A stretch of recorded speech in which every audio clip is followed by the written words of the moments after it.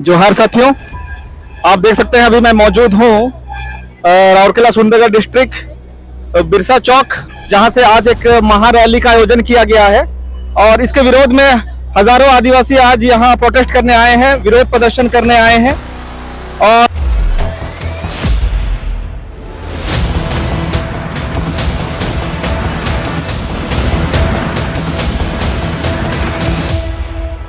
Secrets of indigenous आदिवासी लोग एकत्रित हुए हैं और इस सुंदरगढ़ डिस्ट्रिक्ट को विभाजन करने के जो मामले में आज विरोध प्रदर्शन किया जा रहा है, क्योंकि यहाँ संविधान के विशेष अधिकार प्राप्त राज्य है, 5वीं अनुसूची राज्य है और इस राज्य में विशेष अधिकार मिलते हैं आदिवासियों को। अगर इनको डर है, अगर ये दो भाग हो जाता है, दो डिस्ट्रिक्ट बन जाते हैं, तो ये जो अनुसूची क्षेत्र है ये गैर अनुसूची क्षेत्र बन जाएगा, यानी कि शेड्यूल्ड एरिया जो है वो डी शेड्यूल हो जाएगा, जिस वजह से कि आज सारे आदिवासी यहाँ प्रोटेस्ट कर रहे हैं, विरोध प्रदर्शन कर रहे हैं।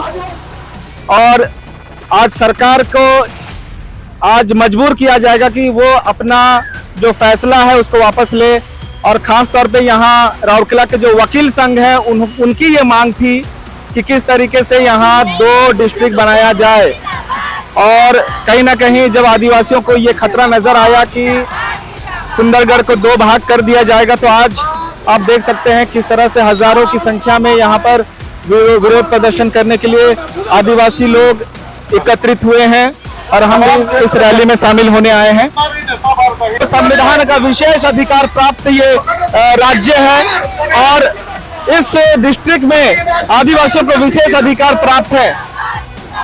आप देख सकते हैं किस तरीके से जोश और जुनून में और गुस्से में है, बहुत नाराज है सरकार की इस फैसले से। और इस तरीके से सुंदरगढ़ को आज 2 भाग करने जा रहे हैं, इससे आदिवासियों को कोई भी लाभ नहीं होने वाला है, ये कहना है आदिवासियों का। बल्कि जो बाहरी व्यक्ति हैं जो लगातार पिछले 75 साल से यहाँ पर घुसपैठ कर रहे हैं, गैर संवैधानिक ढंग से जमीनों को हड़पने का काम कर रहे हैं, सरकार का ये योजना जो 2 भाग करने का सुंदरगढ़ को अगर ये हो जाता है कामयाब, तो फिर कहीं ना कहीं आदिवासियों का जो विनाश है वो ये शुरुआत हो जाएगा, ये हम कह सकते हैं। बहुत ज्यादा गुस्सा नजर आ रहा है आदिवासियों की इस रैली में। और खास तौर पे जो सरकार है, उड़ीसा सरकार है, नवीन पटनायक की सरकार है, नवीन पटनायक को साफ तौर पे चेतावनी दिया जा रहा है कि अगर वो इस फैसले को वापस नहीं करते हैं तो फिर बिल्कुल आदिवासी आर पार की लड़ाई लड़ने को तैयार हैं और किसी भी हाल में अपना जमीन, अपना जगह, अपना जंगल, अपना जल, अपना जमीन छोड़ने को बिल्कुल भी तैयार नहीं है। अभी इसी रैली में एक बहन जुड़ चुकी है हमारे साथ में और हम पूछेंगे कि वो क्या सोच रही है इस बारे में है। और खास तौर पे जो जमीन लूट का मामला है, अगर ये 2 डिस्ट्रिक्ट बन जाता है तो फिर क्या होगा, क्या नुकसान होगा? हमारे आदिवासियां जो है वो डिवाइड हो जाएंगे, हमारा नाम नहीं रहेगा आदिवासियों में। ट्राइबल किस चीज से बोला जाता है, वो ट्राइबल हम लोग को रहेगा ही नहीं। हम लोग कल्चर है, किसमें कर रहे हैं, अपने अपने घर में करना पड़ेगा, हम लोग को कोई जमीन कुछ नहीं मिलेगा। बिल्कुल, यहाँ पर जमीन तो लूट हो जाएगी, आदिवासियों की पहचान भी खत्म हो जाएगी, ये साफ तौर पे कहना है। क्या लगता है ये रैली कामयाब हो पाएगा? बिल्कुल जरूर होगा कामयाब, हम लोग कामयाब करके ही रहेंगे। जी बिल्कुल, आप देख सकते हैं कितना जोश और जुनून में यहाँ पर है। इस मकसद को कामयाब बनाना है कि किसी भी हाल में इसको रोकना है। ये बहरी सरकार को आज बोलने का ये प्रयास किया जा रहा है कि संविधान का पालन करो, संविधान का पालन करो। और आज जिस तरीके से पूरे भारत देश में संविधान को खत्म करने का प्रयास यहाँ चल रहा है, ये कहीं ना कहीं उसका एक सबूत 243Z अनुसार नियम न पालन करा केंद्र सरकार जवाब देबो की किस तरीके से पिछले 75 साल से आर्टिकल 243Z का यहाँ घोर उल्लंघन किया जा रहा है।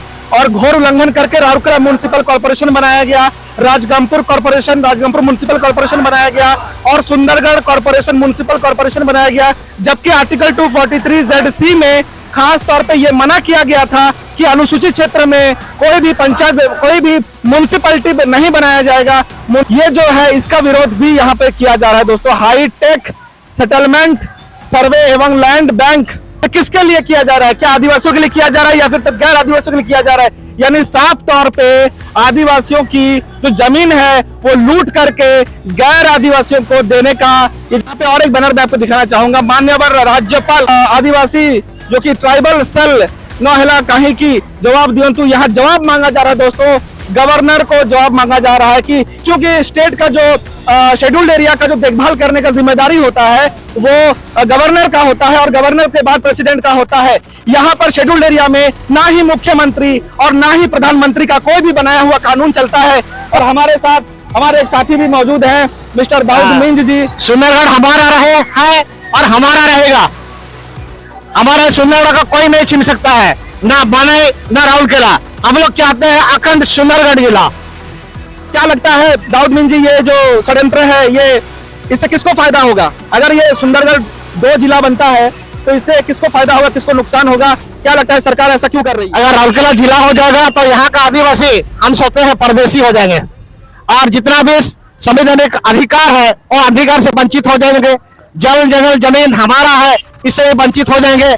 एमएलए एमपी राजनीतिक क्षेत्र में जो एमएलए एमपी जिला परिषद सरपंच जो आदिवासी कोटा है वो खत्म हो जाएगा और हमारे बीच में आदिवासी सबका जो संवैधानिक अधिकार है सब दिन के लिए हम लोग का आदिवासी के हाथ से चला जाएगा।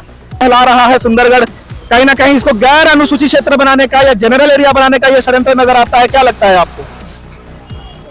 ये तो भारत सरकार हमारे राष्ट्रपति इसको घोषणा कर दिया है कि सुंदरगढ़ 244 एक आदिवासी क्षेत्र है, इसको कोई नहीं छीन सकता है। लेकिन आज वकील महासंघ इसका विरोध में सुंदरगढ़ को भाग भाग करके अपना स्वार्थ के लिए सुंदरगढ़ को भाग करना चाहते हैं और सुंदरगढ़ को हमारे जिला बनाना चाहते हैं।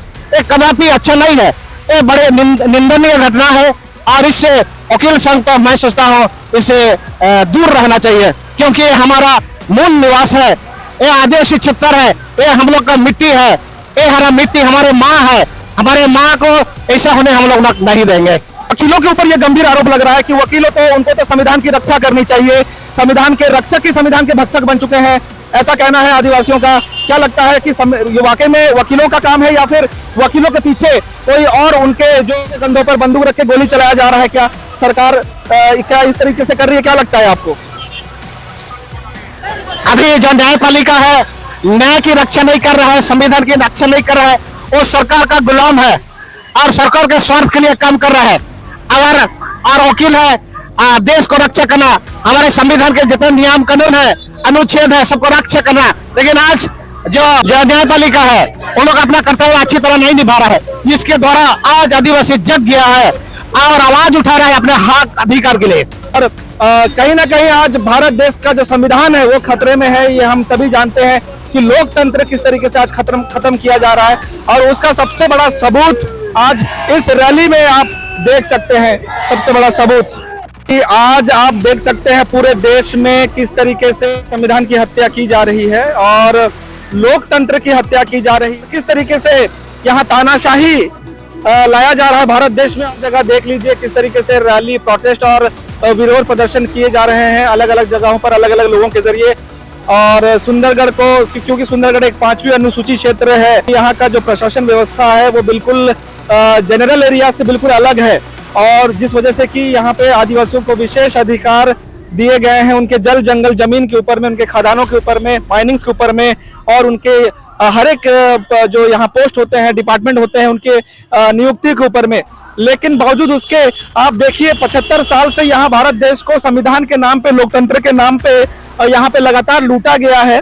यहाँ पे ये लूट तंत्र बोलना ज्यादा बेहतर समझता हूँ मैं कि आज कहीं ना कहीं अगर ये कामयाब हो जाते हैं सरकार और ये जो वकील संघ प्रयास कर रहे हैं कि सुंदरगढ़ को 2 भाग में विभाजित कर दिया जाए, अगर ये कामयाब हो जाते हैं तो कहीं ना कहीं आदिवासियों के लिए उनका ये फ्यूचर और उनका जो जनरेशन का फ्यूचर है, उनका जो जल जंगल जमीन के ऊपर जो अधिकार, जो संवैधानिक अधिकार, उनको प्रोटेक्शन, उनको जो सुरक्षा यहाँ पर वादा किया जाता है, वो सारी चीज़ों को यहाँ पर ख़त्म कर देने का एक प्रयास यहाँ पे सरकार के जरिए नजर आ रही है। कि हम पहुँच रहे हैं एडीएम ऑफिस के बिल्कुल और 1 किलोमीटर मेरे ख्याल से होगा।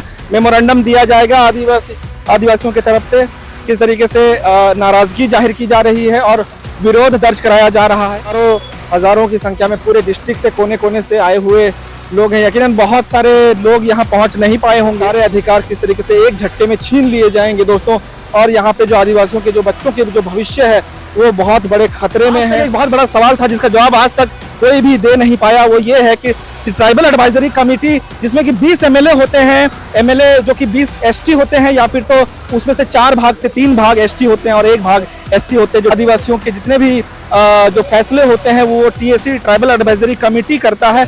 उसका जो चेयरमैन है वो चेयरमैन एक आदिवासी, संविधान कहता है कि एक आदिवासी को उसका चेयरमैन होना चाहिए। जिस तरीके से हमने देखा कि डिस्प्लेस वाले भी आज तक नौकरी दो चिल्ला रहे हैं, लेकिन आज तक उनको नौकरी नहीं मिल पा रहा है। 50 साल 60 साल के बाद भी ये हाल है। सुंदरगढ़ से जो इंडियन हॉकी टीम में सिलेक्शन पाने वाले, खेलने वाले जो हमारे खिलाड़ी हैं, उनके साथ भी किस तरीके से आज उनके रहने के लिए उनका घर या फिर तो उनको जो सुख सुविधाएं जो दिए जा रही है वो भी संदेह के घेरे पर। कि हॉकी वर्ल्ड कप अभी संपन्न हुआ, यहाँ पर सारे मैचेस कंप्लीट हुए और यहीं पर आदिवासियों का ये घोर विरोध आपको देखने को मिल रहा है। पिछले 75 साल में आदिवासियों की जो जमीनें हैं वो लूटी गई हैं मनमाने तरीके से। आज कहीं ना कहीं उसका हिसाब लेने की बारी है। यहाँ पे हमेशा जब भी जमीनें लूटी जाती हैं या जमीनें ली जाती हैं, ये कहा जाता है कि आदिवासियों का डेवलपमेंट। लेकिन आज ये सवाल है कि राउरकेला जब बना और राउरकेला स्टील जब प्लांट जब बना तो ये तब भी यही बात बोला गया कि आदिवासियों का डेवलपमेंट होगा। और बसंती कॉलोनी बना किसके लिए, कोयल नगर कॉलोनी बना किसके लिए, क्या ये आदिवासियों के लिए बना? अगर ये आदिवासियों के लिए बना तो वहां पर सारे के सारे गैर आदिवासी कैसे रह रहे हैं, यहाँ जमीन का मालिक कैसे बन गए हैं? उसका नतीजा ये है कि आदिवासियों को उनके पूरे के पूरे संरक्षित क्षेत्र से बाहर फेंकने की तैयारी कर ली गई है। और हम किसी भी वक्त एडीएम ऑफिस पहुंच सकते हैं और उसके बाद हम आपको एडीएम ऑफिस की तस्वीरें भी हम आपको दिखाएंगे।